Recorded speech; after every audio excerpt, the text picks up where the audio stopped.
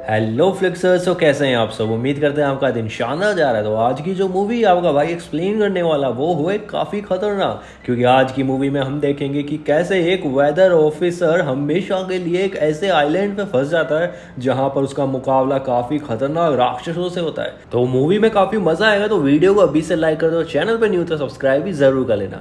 तो मूवी की शुरुआत में हमें दिखाया जाता है एक बड़ा सा शिप जो कि अटलांटिक ओशन में काफ़ी तेज़ी से एक आइलैंड की तरफ बढ़ रहा है। फिलहाल सन 1914 है और यहाँ पर एक कैप्टन और उसके साथ वेदर ऑफिसर जिसका नाम है डेविड उस आइलैंड की ओर निकल रहे हैं। तभी हमें दिखाया जाता है और बताया जाता है कि डेविड बेसिकली एक वेदर ऑफिसर है और उसका काम है यहाँ की वेदर इंफॉर्मेशन को गवर्नमेंट को प्रोवाइड करना, और इसे यहाँ पर पूरे एक साल के लिए रहना होगा। और साथ ही साथ ये भी बताया जाता है कि कैसे यहाँ पर जो पुराना वेदर ऑफिसर था जिसका नाम था रॉबर्ट, उसका समय पूरा हो चुका है और वो यहाँ से निकलने वाला है। अब जैसे ही वो लोग आइलैंड के ऊपर आते हैं तो वहां पर वो देखते हैं एक लाइट हाउस और साथ ही साथ एक घर भी।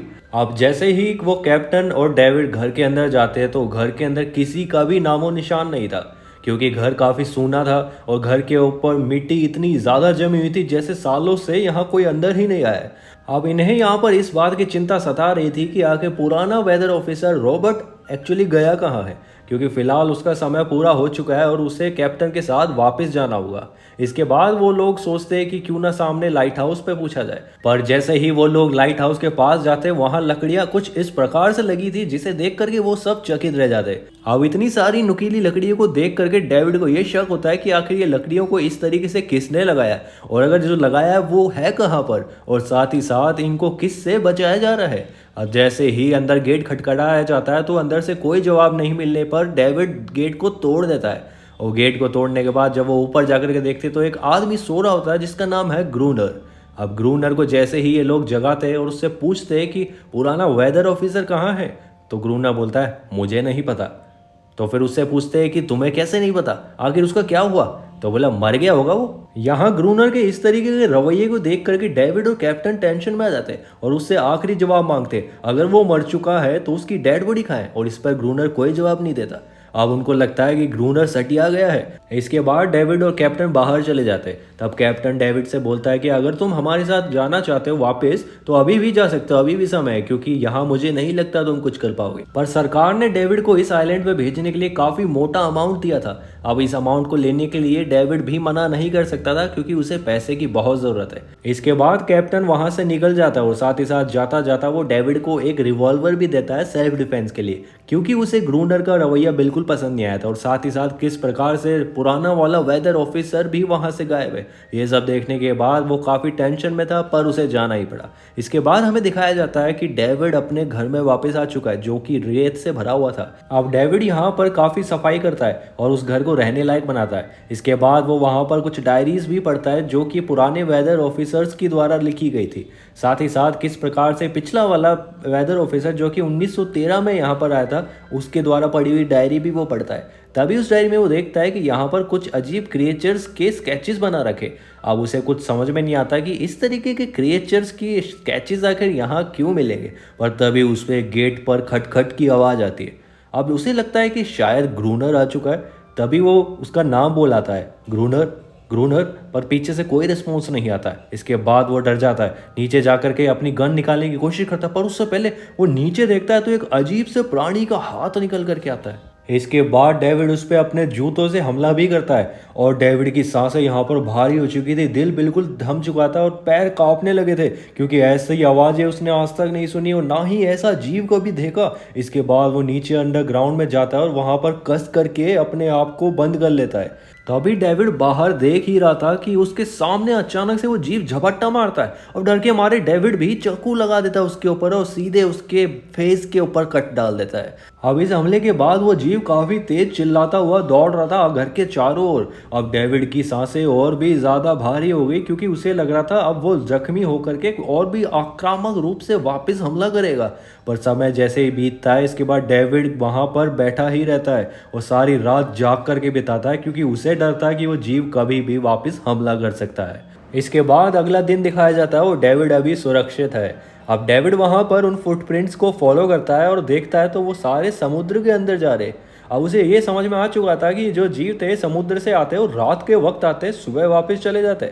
अब यहाँ पर डेविड काफ़ी चिंतित था क्योंकि उसे अब किसी तरीके से अपना घर सुरक्षित करना है। पर उससे पहले वो वहाँ पर लाइट हाउस पर भी जाता है और जाकर के ग्रूनर को चिल्लाता है, हेल्प की गुहार मांगता है। पर ग्रूनर ऊपर से कोई जवाब नहीं देता और आखिरकार जब निकल के आता है तो बोलता है, डेविड तुम्हें तो यार वापस चला जाना चाहिए था शिप के ऊपर, तुम यहाँ क्या कर रहे हो अभी तक। और बदले में वो उसका गेट भी नहीं खोलता है। अब इस रवैये को देख करके डेविड का खिसक जाता है दिमाग। अब वो वापस आकर के अपने घर के ऊपर प्रोटेक्शन लगाने की सोचता है। तभी वो बड़ी बड़ी नुकीली लकड़ियां उसी तरीके से लगाता है जैसे कि लाइट हाउस पे लगी हुई थी। और अब उसको समझ में आ रहा था कि क्यों ग्रूनर ने वहाँ पर नुकीली लकड़ियां लगाई हुई है। साथ ही साथ वो वहाँ पर पुरानी किताबें, डायरीज जो अब तक वो पढ़ रहा था, उन सभी को वहीं पर गिरा करके उनके ऊपर पेट्रोल छिड़क देता है। अब यहाँ पर रात हो जाती है और रात को उसकी किस्मत थोड़ा साथ देती है क्योंकि एक पुराने बक्से के अंदर उसको एक बड़ी बंदूक मिलती है और साथ ही कुछ गोलियां। यहाँ से उसको थोड़ी हिम्मत तो मिल जाती है, पर अभी भी उसको डर बहुत ज़्यादा लग रहा था। अब उसकी किस्मत बिल्कुल ख़राब निकलने वाली, क्योंकि जैसे ही वो खिड़की से बाहर झांकता है तो वहाँ पर एक नहीं बल्कि अनेक, बहुत सारे वही क्रिएचर्स आ रहे हैं भर भर के। अब इतना देखने के बाद डेविड के पैरों से जमीन मानो खिसक सी गई हो और अब वो क्रिएचर सीधे डेविड के घर के गेट के ऊपर खटखटाते हैं। अब इतना देखने के बाद कुछ तो उसमें से अंदर आने की कोशिश भी कर रहे थे, पर डेविड धड़ाधड़ अपनी गोलियों से उनके ऊपर शूट करता रहता है। अब कुछ को तो वो शूट कर देता है, पर कुछ काफी आक्रामक और खतरनाक होते जाते हैं। अब डेविड के सब्र का बांध टूटता जा रहा था और वो आखिरकार अपने घर के चारों ओर आग लगा ही देता है जो कि उसने पेट्रोल छिड़का हुआ था। अब थोड़ी देर बाद देखता है तो सारे क्रिएचर्स आग देख करके भाग चुके हैं क्योंकि वो रोशनी से डरते हैं। पर यहाँ पर धीरे धीरे हमें दिखाया जाता है कि जिस घर के चारों ओर उसने आग लगाई थी वो घर पूरा आग पकड़ चुका है। अब इतना देखने के बाद डेविड एक कंबल ओढ़ता है और किसी तरीके से गेट तोड़ करके बाहर आ जाता है। इसके बाद हमें दिखाया जाता है कि डेविड का एक हाथ भी जल चुका है, पर उसी वक्त किस्मत से वहाँ पर बारिश हो जाती है जिसके कारण डेविड का आधा घर तो बच जाता है पर पूरा नहीं बच पाता है। अगले दिन हमें दिखाया जाता है कि अब डेविड ठान लेता है कि अगर उसे सरवाइव करना है तो किसी न किसी तरीके से ग्रूनर की हेल्प लेनी ही पड़ेगी। और वो यहाँ से सीधा चल जाता है अपना गन उठा करके ग्रूनर के पास। अब ग्रूनर के पास जैसे ही वो जा रहा होता है तभी देखता है कि ग्रूनर रास्ते में ही आ रहा है। तब वो कवर लेता है एक चट्टान का और सीधे गन लगा देता है ग्रूनर के ऊपर। पर उसे नहीं पता था कि राइट साइड से उसके ऊपर एक जीव अचानक से हमला कर देगा। अब ये वही जीव था जो रात को डेविड के पास आया था। अब इस जीव को देख करके डेविड तो पूरा हिल चुका था, पर तभी हमें दिखाया जाता है कि ग्रूनर भी डेविड पे गन लगा देता है और बोलता है कि वो जीव मेरा पालतू है और तुम उसे छोड़ दो। अब इतना सुनने के बाद डेविड पूरा हिल चुका था, पर वो अपनी गन को नहीं हटाता और बोलता है एक ही शर्त पे कि अगर तुम मेरे को लाइट हाउस के अंदर पनाह दोगे। अब ग्रूनर भी मान जाता है। बाकी वो घर से बचा हुआ सारा सामान, खाने पीने का, रिवॉल्वर, गोलियां सब लेकर के लाइट हाउस पे ही आ जाते। फिर बाद में हमें दिखाया जाता है कि डेविड जब आराम कर रहा था तो वो जीव उसका हाथ को चाटने लगता है जिसके कारण उसका हाथ पूरी तरीके से हील हो जाता है। अब डेविड जैसे ही ऊपर जाता है तो वहाँ ग्रूनर सारी गोलियां काउंट कर रहा था कि कितनी गोलियां बची है और कितने दिन चल जाएगी, और वहीं पर वो जीव बैठ करके भी अपना कुछ ना कुछ योगदान दे रहा था। इसके बाद ग्रूनर बताता है डेविड को कि उसे ये क्रिएचर कैसे मिला। एक दिन जब वो फिशिंग के लिए जाता है तो वहाँ नेट में ये क्रिएचर फंसा हुआ था, तब ये बहुत छोटा था और तभी से ये क्रिएचर ग्रूनर के साथ रहने लगा। पर एक दिन जब ये क्रिएचर बड़ा होने के बाद ग्रूनर पे हमला किया तो ग्रूनर ने इसको फिजिकली टॉर्चर भी किया, और यही नहीं, ये यहाँ इसके साथ फिजिकल रिलेशनशिप्स भी रखता है इसी क्रिएचर के साथ। और ग्रूनर ने इस क्रिएचर का नया नाम भी दिया था जो कि था एनेरिस, और हमें पता लगता है कि ये एनेरिस फीमेल क्रिएचर है। इसके बाद ये सब कहानी सुनने के बाद डेविड का मन यहाँ बिल्कुल भी रुकने का नहीं था। इसके बाद हमें रात का सीन दिखाया जाता है जहाँ ग्रूनर डेविड को अपने साथ ऊपर लेकर के जाता है, और ऊपर जाने के बाद वो लाइट हाउस की लाइट ऑन कर देता है। साथ ही साथ किस तरीके से वहाँ बहुत सारे क्रिएचर्स वापस उनके ऊपर हमला कर देते हैं। अब ये देखने के बाद ग्रूनर तो काफ़ी एक्सपर्ट था तो वो धड़ाधड़ गोलियां चलाने लगता है, पर डेविड फिर से अपने उसी ट्रॉमा में जा चुका था और उसे पिछली रात याद आ जाती है और वो डर के मारे पीछे सहम के बैठ जाता है। अब ग्रूनर डेविड को बोलता है बंदूक फेंके कि रीलोड कर, पर यहाँ पर हमें दिखाया जाता है कि डेविड बेहोश हो चुका है और ग्रूनर अकेला ही उन सभी क्रिएचर से लड़ता रहा। अगली सुबह हमें दिखाया जाता है कि ग्रूनर गुस्से में उसके ऊपर चिल्लाता है और बोलता है अगर मेरे साथ रहना है तो सारे काम वैसे ही करने होंगे जैसा जैसा मैं बोलता हूँ, जैसे कि सुबह पानी भर के लाना, लाइट हाउस के छोटे मोटे काम करना और रात को वहाँ लाइट हाउस के ऊपर पहरेदारी भी करनी होगी। अब इसके बाद डेविड भी सारे काम करने को रेडी हो जाता है, पर उसको एक ही चीज़ सताती है कि किस प्रकार से ग्रूनर उस क्रिएचर के साथ रोज इंटीमेट होता था। अब अगले दिन हमें दिखाया जाता है कि रात का समय आ चुका है और फिर से ये दोनों पहरेदारी को आ चुके हैं और क्रिएचर्स भी उनकी तरफ आ रहे हैं। तभी ग्रूनर पीछे हट जाता है और दरवाजे को झट से बंद कर लेता है। अब यहाँ पर डेविड काफ़ी चीखता चिल्लाता है कि ऐसा क्यों कर रहे हो तुम, पर ग्रूनर को कोई फर्क नहीं पड़ता और वो पीछे जा करके बैठ जाता है। पर तभी हमें दिखाया जाता है कि अगली सुबह हो चुकी है और हमें दिखाया जाता है कि किस प्रकार से डेविड ने अकेले ही सारी रात उन क्रिएचर्स का सफाया कर दिया और उसे यहाँ पर काफ़ी खूंखार तरीके के रूप में दिखाया जाता है और इसने अपने डर को भी जीत लिया है। इसके बाद यही सिलसिला काफ़ी दिन चलता रहा और यहाँ पर हमें दिखाया जाता है कि डेविड यहाँ पर यही प्रे कर रहा था कि किस तरीके से जल्द ये साल ख़त्म होए और वो यहाँ से निकले। पर तभी हमें दिखाया जाता है एक दिन जब डेविड बाहर जा रहा था तो उसके सामने से एक शिप जाता है। अब उसे देख करके वो काफ़ी खुश हो जाता है और तुरंत एक फ्लेयर गन चलाने वाला होता है, पर तभी ग्रूनर पीछे से डेविड पे हमला कर देता है क्योंकि वो नहीं चाहता था कि डेविड यहाँ इस आइलैंड से बाहर जाए। अब तभी वो अनारिस भी ग्रूनर पे हमला कर देती है डेविड को बचाने के लिए और यहाँ हमें दिखाया जाता है कि डेविड और अनारिस आपस में थोड़ा सा क्लोज हो रहे और ये बात ग्रूनर को काफ़ी चुभती है। अब इसके बाद हमें दिखाया जाता है कि वो शिप भी जो है वहाँ से जा चुका है। कुछ दिन और बीतते हैं और यहाँ पर आकर के जब डेविड बाहर देखता है तो अनारिस को वो एक व्हेल की हड्डियों से बना हुआ शिप दिखाता है। अब शिप दिखा करके वो जैसे ही उसे एनिमेट कर रहा होता है तभी वो अनारिस उसको पकड़ करके एक ऐसी जगह ले जाती है जहाँ पर एक शिप मौजूद था जो कि टूटा हुआ था। अब डेविड सीधे ग्रूनर के पास जाता है और उस जहाज़ की बात करता है। यहाँ पर ग्रूनर बोलता है मुझे पता था उस जहाज़ के बारे में पहले से ही, क्योंकि कुछ समुद्री लुटेरे अपना असला बारूद लेकर के वहाँ आए थे और वो जहाज़ उनका वहीं डूब गया। कुछ तो वहाँ पर सरवाइव करने की कोशिश करे पर अगले दिन वो सारे क्रिएचर्स का शिकार हो गए और वहाँ पर एक भी सरवाइव नहीं कर पाया। अब यहाँ पर डेविड को एक प्लान आता है कि क्यों ना हमारे पास जो एक डाइविंग सूट है उसको लेकर के किसी ना किसी तरीके से वो सारे सारी आर्मरी, गोलियाँ, असला बारूद हम लेकर के आ जाए। अब ग्रूनर उसके प्लान से सहमत नहीं होता है और उसे इग्नोर कर देता है। थोड़ी देर बाद हमें दिखाया जाता है कि यहाँ पर डेविड और अनारिस काफ़ी क्लोज आ चुके और वो इमोशनली और फिजिकली बहुत ज़्यादा बॉन्डेड हो चुके।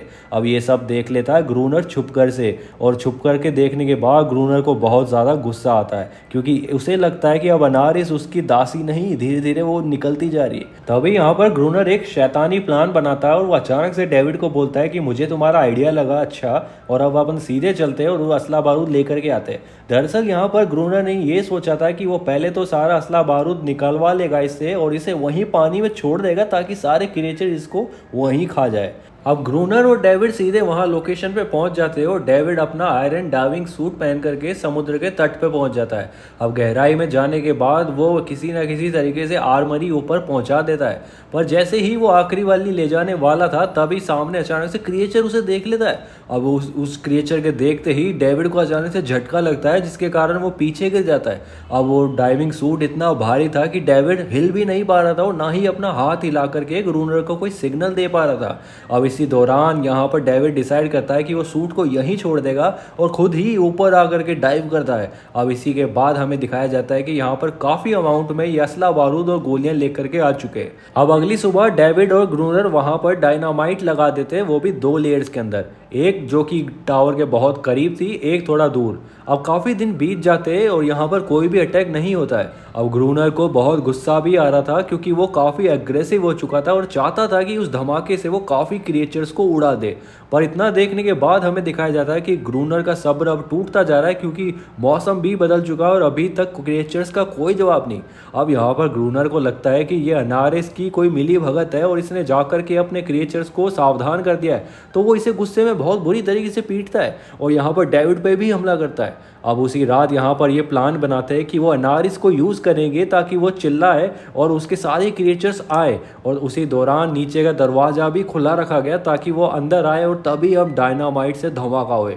इसके बाद वो समय आ जाता है और हमला करता है सीधा एक बड़ा क्रिएचर डेविड के ऊपर। अब जैसे ही डेविड और क्रिएचर के बीच में युद्ध चल रहा होता है, डेविड हिम्मत बढ़ाता है और सीधे उस क्रिएचर को चाकू पे चाकू लगाता है और फाइनली उसको ख़त्म कर देता है। ऊपर जाने के हमें दिखाया जाता है कि वहाँ पर ग्रूनर ब्लास्ट को ऑन करता है, पर ब्लास्ट हो ही नहीं रहा क्योंकि पिछली रात को डेविड ने कनेक्शन काट दिया था। अब कनेक्शन को वापस जोड़ने के लिए डेविड ऊपर जाता है तो वहाँ पर दिखाया जाता है कि ग्रूनर अकेला ही पूरे क्रिएचर्स को संभाल रहा है।